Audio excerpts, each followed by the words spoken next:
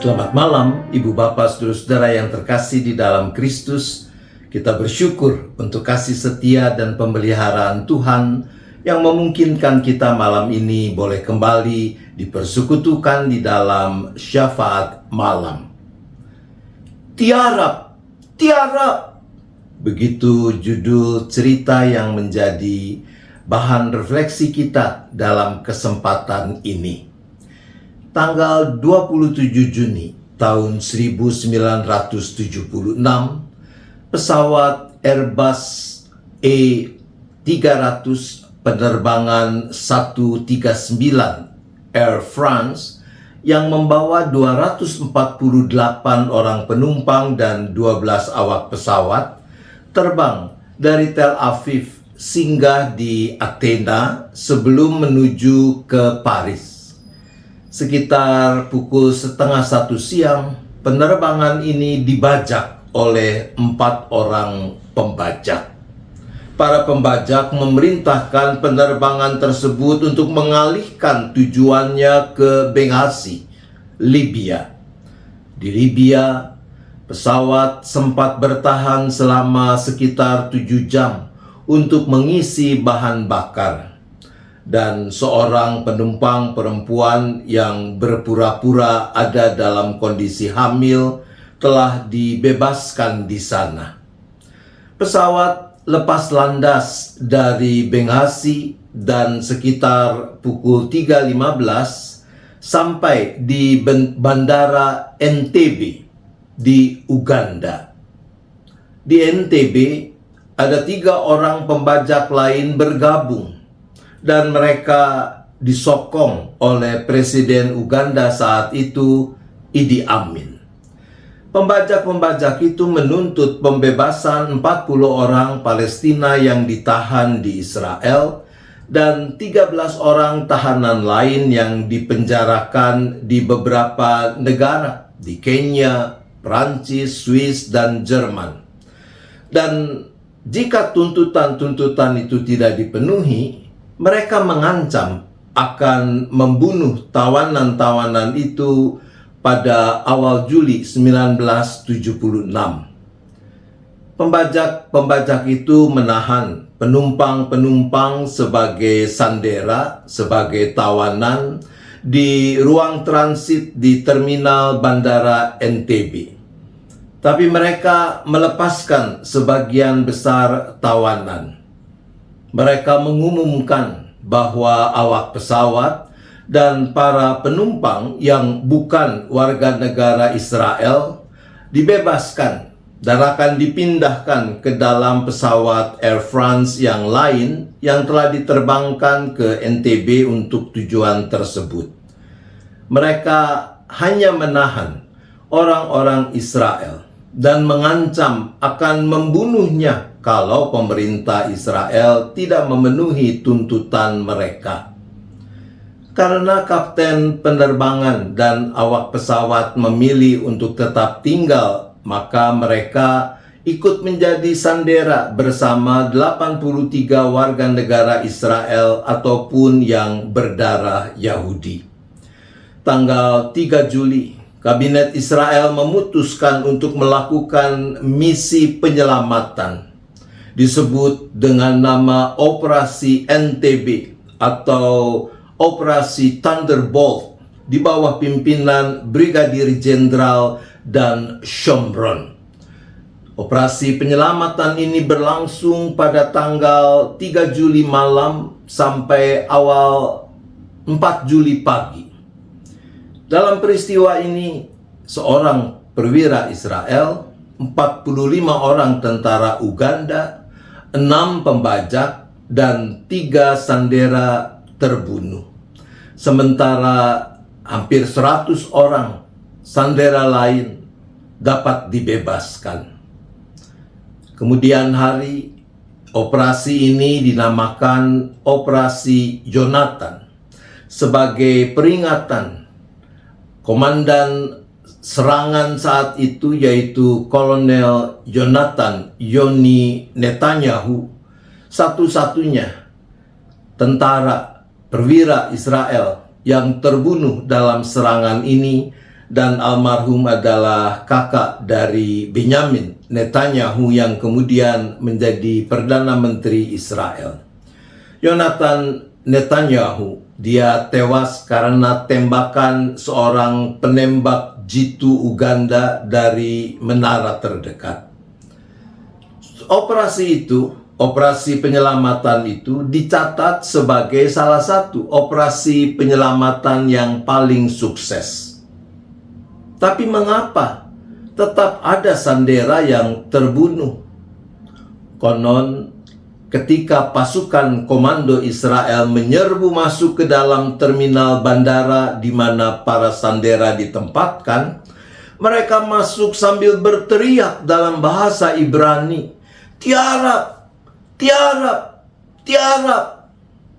Asumsi pasukan komando Israel ini bahwa para sandera yang adalah orang Israel memahami bahasa Ibrani, sementara para penyandera tidak seperti itu. Maka kesimpulannya, yang tidak tiarap adalah penyandera yang segera harus dilumpuhkan.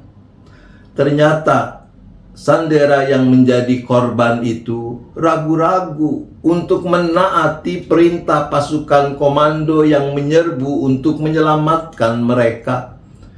Mereka tidak segera tiarap, malah mencoba tetap berdiri untuk melihat apa yang sedang terjadi. Sayang sekali, harusnya mereka bisa selamat, namun celaka karena tidak segera taat. Ibu bapak saudara-saudara yang dikasihi Tuhan, masa Advent yang mulai dijalani sejak kebaktian Minggu Advent pertama tanggal 3 Desember yang lalu mengingatkan kita untuk sepenuh tanggung jawab mengisi masa penantian yang sejatinya meliputi seluruh kehidupan kita sampai Tuhan datang atau sampai kita lebih dahulu menghadap Dia. Di dalam Injil Tuhan Yesus Kristus menurut Markus, persisnya dalam perikop Markus 13 ayat 32 sampai dengan ayat 37, Yesus memberi pengajaran dan nasihat supaya kita berjaga-jaga.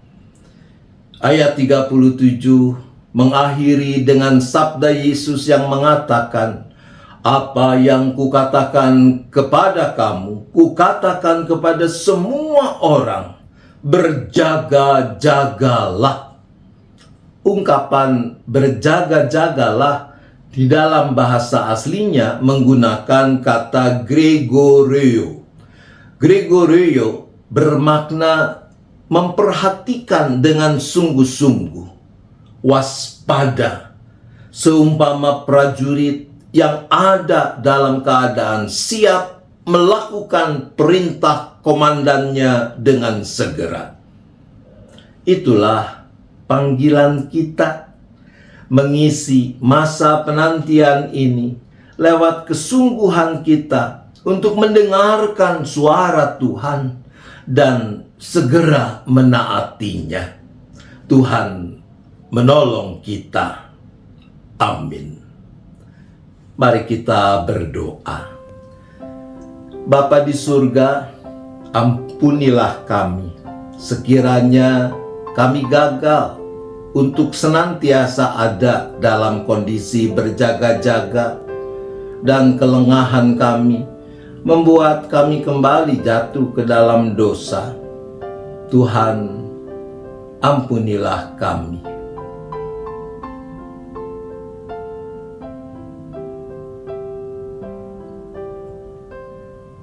Berikanlah kami hikmat, kekuatan, agar mau terus-menerus berlatih dan merawat kesungguhan berjaga-jaga dalam menjalani hidup yang adalah penantian akan kedatangan Tuhan ini.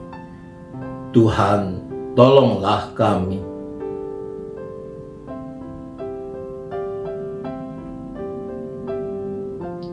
Saat ini kembali kami berdoa bagi setiap kami, setiap anak-Mu beserta keluarga masing-masing dengan rupa-rupa pergumulan yang dihadapi. Mungkin ada yang punya persoalan karena masalah sumber penghidupan, pekerjaan, usaha. Barangkali ada yang sedang mengalami ketidakharmonisan dalam relasi antar anggota keluarga.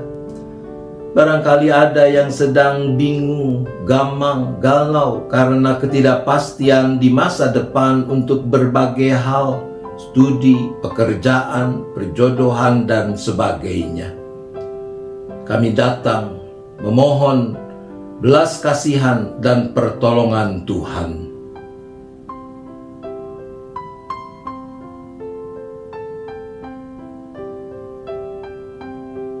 Secara khusus kembali kami berdoa bagi saudara-saudara kami yang masih bergumul dengan sakit penyakit dengan kelemahan tubuh mereka.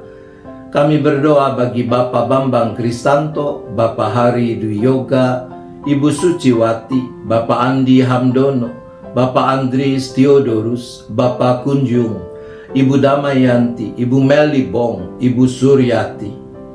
Kami memohonkan belas kasihan dan pertolongan Tuhan bagi mereka.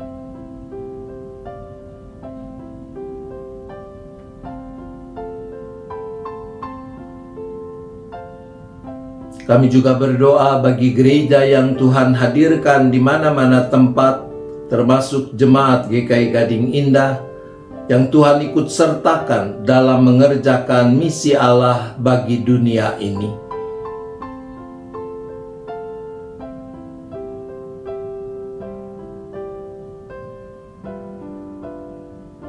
Kami berdoa khususnya untuk persiapan, kesiapan, dan rangkaian acara dalam masa Raya Natal yang telah dimulai dengan Minggu Advent pertama pada hari Minggu yang lalu. Kiranya Tuhan, Engkau yang turut campur tangan, agar lewat berbagai kegiatan yang dilakukan ini, jemaat-Mu makin memahami makna dari peristiwa kedatangan Yesus Sang Kristus.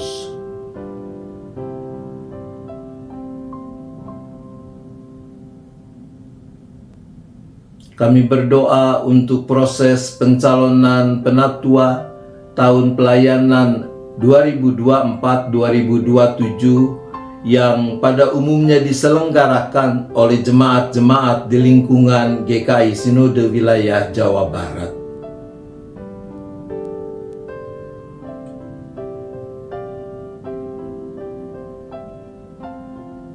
Kami juga tetap berdoa bagi bangsa dan negara kami. Kiranya tangan kasih Tuhan yang terus menopang, menguatkan, memampukan para pemimpin bangsa kami untuk dapat tetap memilih apa yang benar, melakukannya dengan cara yang benar, sehingga mendatangkan kebaikan bagi segenap bangsa tanpa terkecuali. Dan secara khusus kami berdoa bagi situasi dalam kaitan dengan penyelenggaraan pemilu yang akan berlangsung awal tahun mendatang. Kiranya Engkau yang memampukan setiap pihak yang ikut serta dalam proses ini boleh dimampukan menjaga keamanan, ketertiban, kedamaian, bahkan kesatuan sebagai bangsa sekalipun punya pilihan yang berbeda-beda.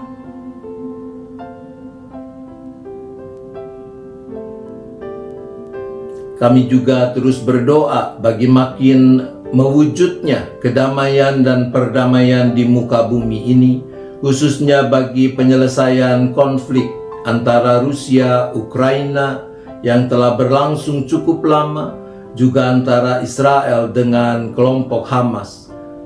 Untuk semua itu kami berdoa.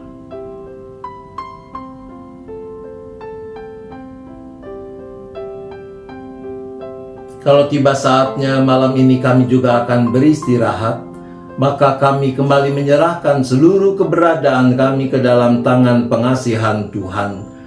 Jauhkanlah kiranya segala mara bahaya malapetaka. Kami seisi keluarga masing-masing boleh beristirahat dengan baik, dan esok menyambut hari baru dengan penuh sukacita, dengan penuh syukur untuk terus memuliakan nama Tuhan. Terima kasih ya Bapa. Kami bersyafaat hanya di dalam nama Tuhan Yesus Kristus. Amin.